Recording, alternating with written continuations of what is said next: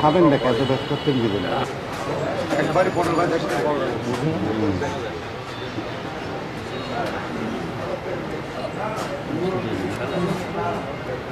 নির্বাচিত প্রতিনিধি আমরা এই 24 জন আপনার সহ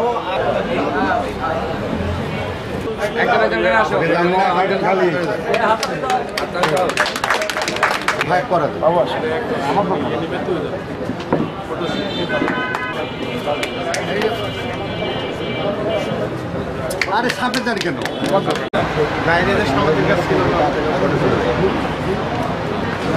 বাবু তোমার ফুটা আনে কেন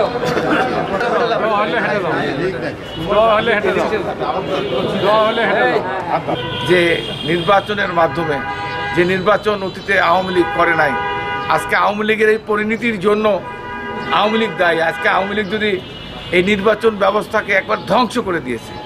আওয়ামী লীগ বাংলাদেশের যে নির্বাচন, যে গণতান্ত্রিক ধারা ছিল, এই ধারা বাংলাদেশে এমন করে ধ্বংস করে দিয়েছে।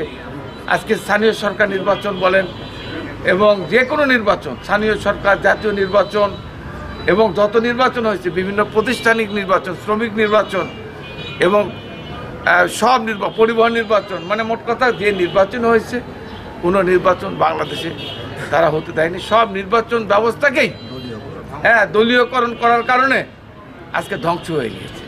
তা আমরা আশা করি ইনশাআল্লাহ, আমরা চাই এই নির্বাচন যে ধারা সুগার মিলে শুরু হয়েছে, আমরা চাই সকল ক্ষেত্রে, সকল জায়গায়, এই যে লেবার ইউনিয়নের আগামী দিনে যখনই নির্বাচন হোক না কেন, আমাদের শ্রমিক ইউনিয়নের বা যে আগামী দিনে প্রত্যেকটা নির্বাচন ভোটের মাধ্যমে, নির্বাচনের মাধ্যমে গণতান্ত্রিকভাবে তার শ্রমিক বলেন আর যেই বলেন, সে তার ভোটের মাধ্যমে তার নেতা নির্বাচিত করবে। এটাই আমরা, অতীতে কী হয়েছে জানি না, আগামী দিনে নাটোরে এই ধারা আমরা অব্যাহত রাখব।